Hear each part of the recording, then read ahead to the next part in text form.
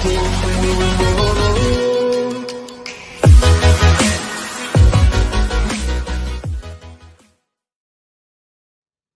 dear students, welcome to SJ's classes.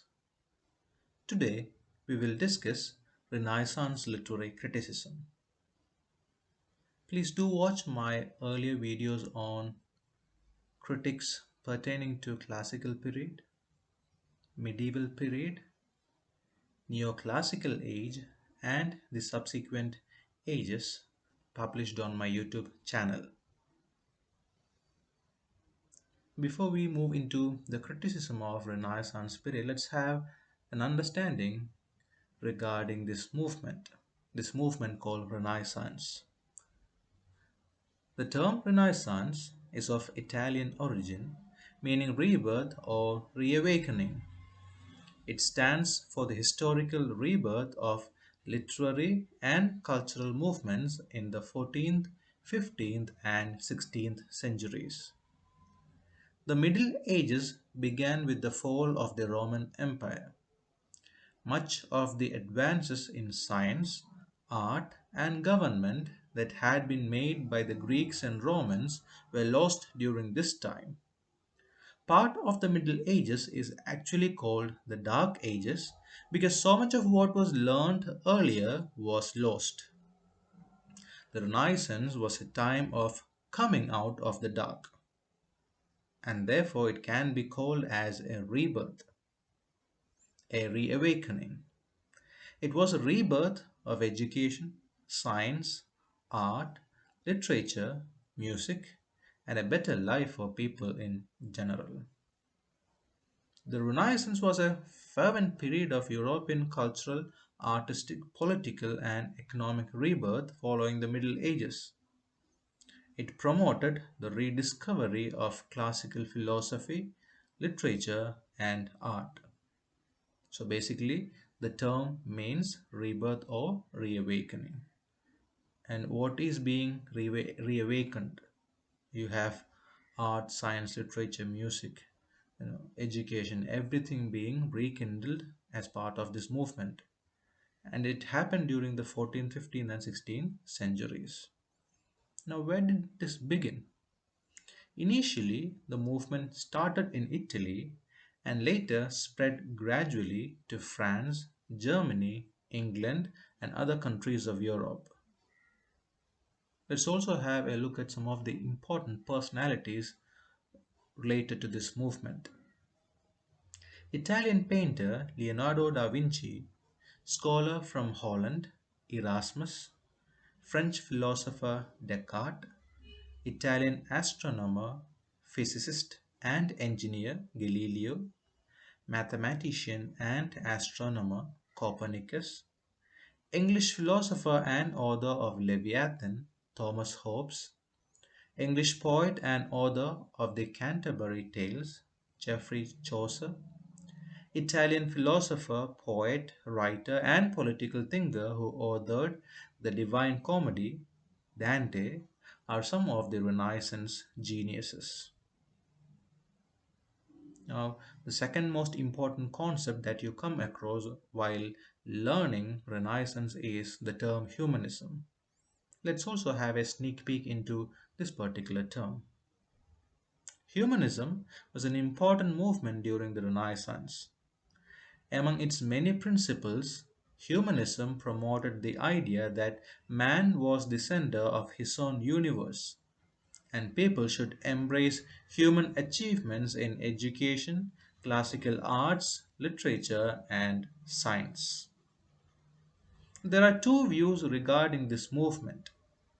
One view is that the Europeans believed that they had discovered the greatness and superiority of the ancient Greek and Roman culture after centuries of neglect and decline during the so called Middle Ages. The second, or the other view held by modern historians, is that the Renaissance was not an abrupt movement that which came out as a that which suddenly came out, suddenly sprouted out.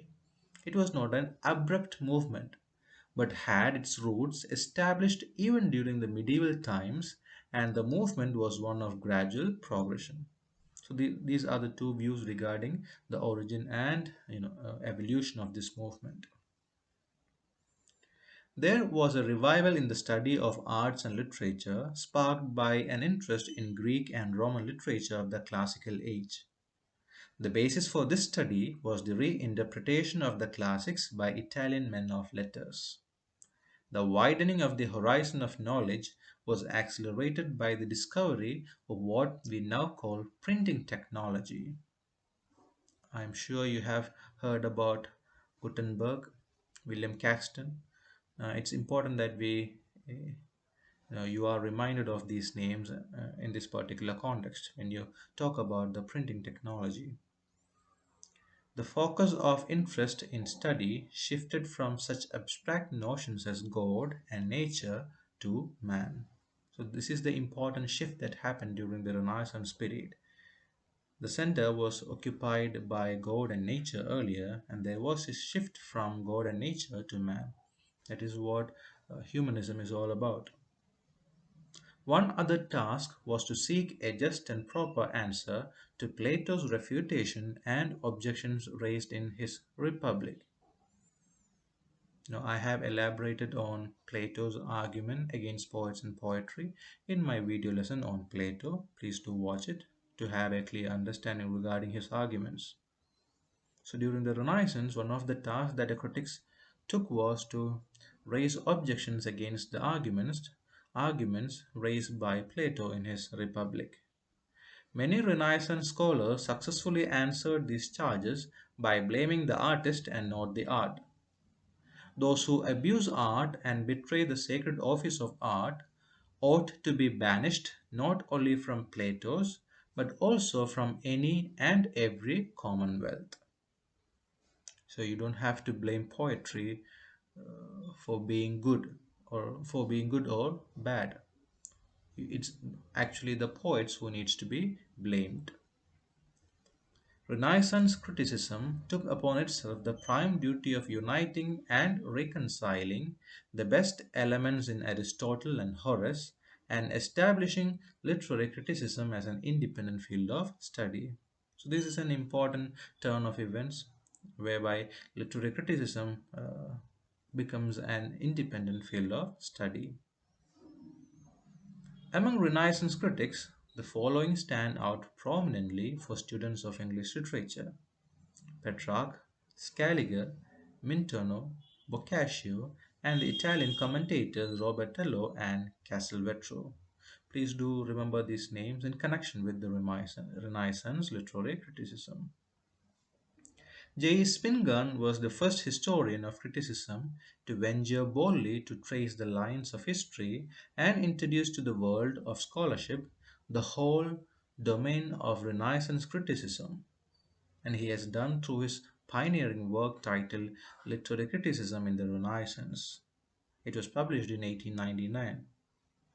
The greatest and most important work of this age is, of course, Sidney's Apology for Poetry. It was written in 1583 and published posthumously in 1595. Please watch my video lesson on Philip Sidney to gain an understanding regarding this literary critic, as well as his important contribution to literary criticism, which is an apology for poetry. I have uploaded the video lesson on YouTube. Please subscribe to my channel, and you can also watch the video in my channel. English Renaissance criticism exhibits a clear line of progression falling into the following demarcated divisions. There are mostly rhetorical studies of literature in the first stage of evolution. Thomas Wilson's Art of Rhetoric, that came out in 1553, is probably the first work of criticism in the English language. Roger Ascham's Schoolmaster, that came out in 1568, and Richard Tottle's Tottle's Miscellany, which came out in 1559, are two other important works, the former a treatise and the latter an anthology of songs and sonnets. It was during this period that English poetry was Italianized to a great extent. The second phase was a period when attention was paid to the metrics and metrical patterns in poetical composition. So we are actually tracing the evolution of this movement, the growth of this movement through various phases. So the second phase concentrated more on metrics and metrical patterns in poetical composition. Art of English Poesy by Richard Putnam, Discourse of English Poetry by Mary Webb are the earliest works on classification of meter and the introduction of classical meters into the English language. Let's move on to the third stage. The third stage is a stage of philosophical criticism. Among the most prominent works of apologetic criticism of this period are Sir Philip Sidney's Apology for Poetry, Thomas Campion's Art of English Poesy, and Samuel Daniel's Defense of Rhyme. The fourth stage belonged to the first half of the 17th century, and Ben Jonson, the Elizabethan dramatist, was the important figure during this period. Jonson was a classicist. If Sidney defended poetic art, Jonson taught it. The fifth stage opened up a new dimension in English literary criticism when the French came on the scene. A patriotic spirit inspired this period. Some of its characteristic features were a devotion to the national cause, commitment to classicism in a pure form, and the faith that art should imitate nature. John Dryden, the poet laureate, became the presiding genius of this period. So that is all about Renaissance literary criticism. I explained the term Renaissance. I spoke about when this movement came into existence and through which periods it evolved. I pointed out some of the important figures connected to this movement. I also discussed humanism as part of this video lesson and also various views regarding this movement and the popular critics related to this period. Thank you so much for being with me.